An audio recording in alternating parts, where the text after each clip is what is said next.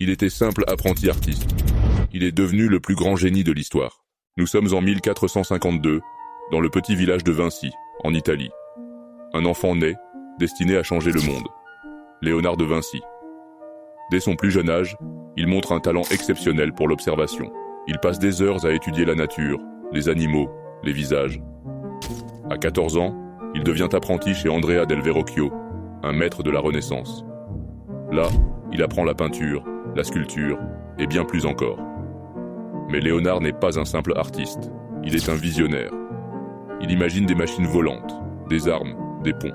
Ses carnets regorgent de croquis et d'idées, bien en avance sur son temps. En 1482, il s'installe à Milan, où il travaille pour le duc Ludovic Sforza.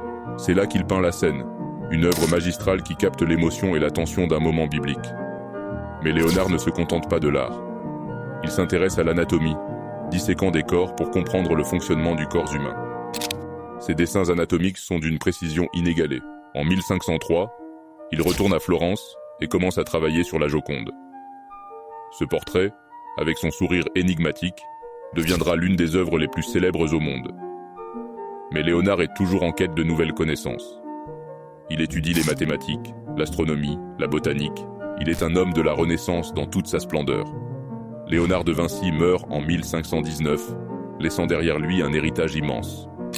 Ses œuvres continuent d'inspirer des générations d'artistes, de scientifiques et de penseurs. Il est la preuve vivante que la curiosité et l'imagination peuvent transcender les limites du temps.